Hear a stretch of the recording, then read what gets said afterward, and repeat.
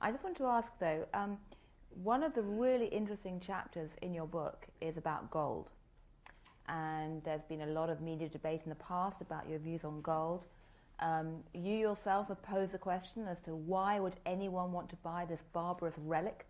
I don't know whether John Paulson is in the audience, but it's an interesting question. But do you think that gold is currently a good investment given what you're saying about the potential for turmoil? Yes.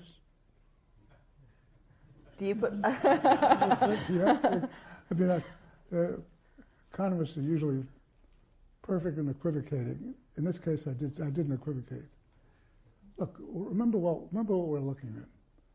Gold is a currency. It is still, by all evidences, the premier currency where no fiat currency, including the dollar, can match it.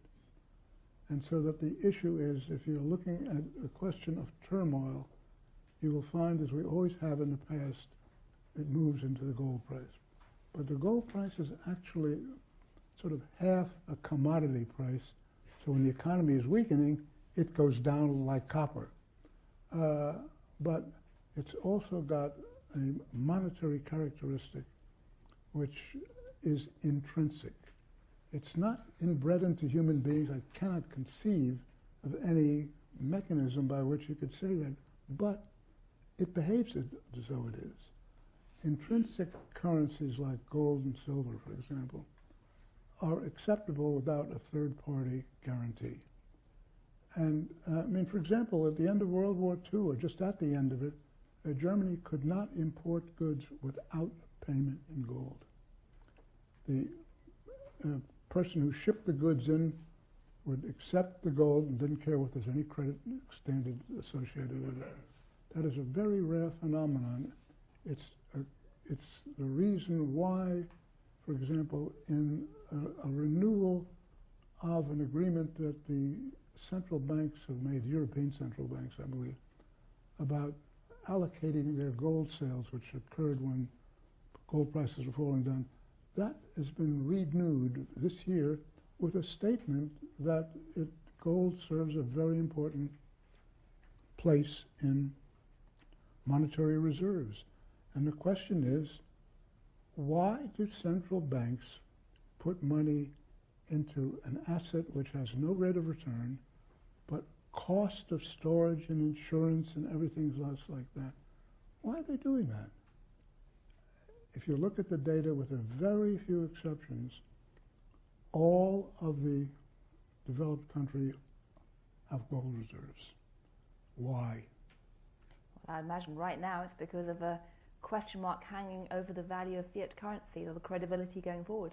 Well, that's what I'm getting at. Every time you get some really serious question, the 50% of the gold price determination begins to move.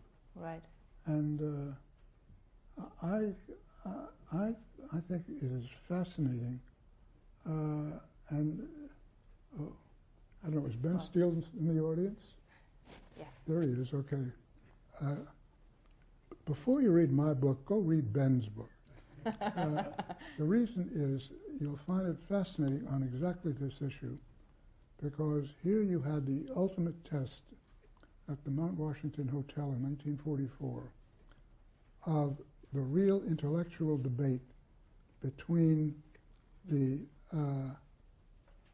those who wanted an international fiat currency, which was embodied in John Maynard Keynes' construct of a bancor, and he was there in 1944, holding forth with all of his prestige, but couldn't counter the fact that the United States dollar was convertible into gold, and that was the major draw. Everyone wanted